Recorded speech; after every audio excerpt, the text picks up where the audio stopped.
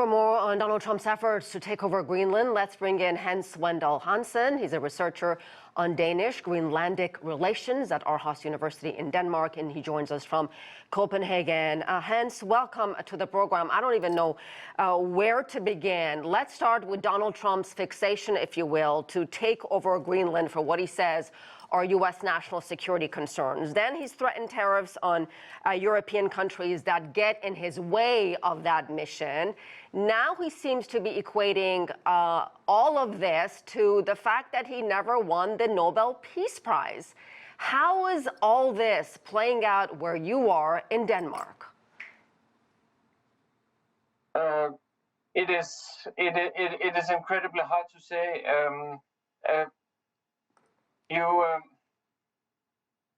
I think that this is about territory, and it is about might. It's about prestige, and so on.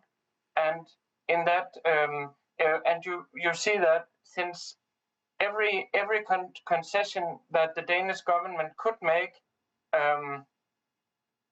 is not acceptable to the Trump administration, and therefore it is quite frustrating to the Danish government to see that the only concession that should be made is one that you cannot make. And I think that what you see in Europe, the support from the European powers is closely connected to the fact that territorial integrity is not a plaything in Europe. By historical experience and so on, this is actually very serious, and it is the last straw. It is the last post. This is not to be compromised, since then it would just be one more time and one more time. So this is incredibly frustrating that what is demanded is actually a thing that is not possible to give for the Danish government. So hence, what are the options before the EU, before the UK? They're expected to hold an emergency summit in Brussels this week. Where is the off-ramp here? How do we resolve this crisis, and how do we resolve this crisis diplomatically? Yeah, that is really a hard one. I think that the Trump administration has recognized that a military intervention is not possible. It would create too much of a political problem in Washington anyway, and therefore it has turned over to the economic side, and with the tariffs and so on.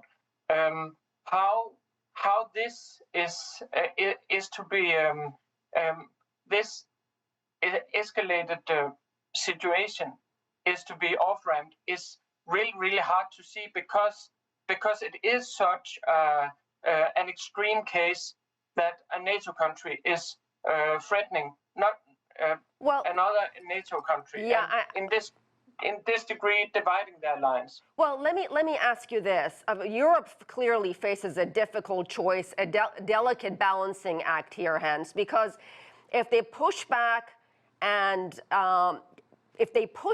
they risk really getting Donald Trump angry with the threat of these tariffs.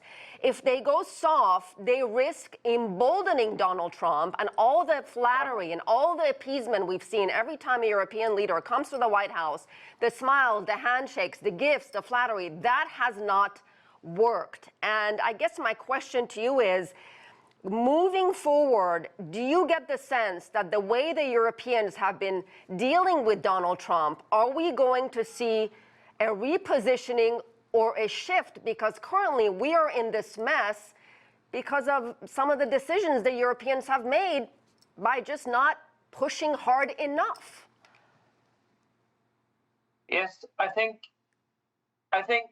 that the agreement of the European powers, and especially that the UK is so is so strong in its response actually shows that I don't think that that Europe will yield, and that is because this is not a point where it is possible to yield, and that makes your question even more relevant. What is the off ramp?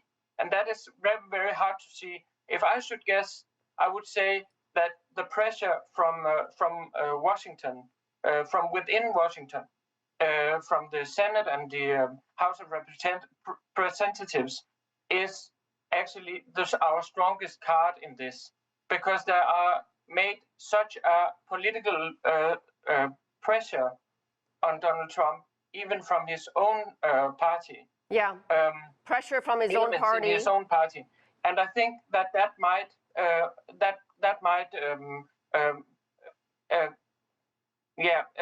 make it necessary for Donald Trump to find an off ramp. Well, in order to be able to stay in the presidency. Yeah, pressure we're running out of time, but just to wrap things, I understand what you're saying. He needs pressure from members of his own party, from Democrats in Congress, yes, exactly. as well as U.S. allies abroad. All right, we'll have to leave it there. Jens Wendel-Hansen, thank you so much.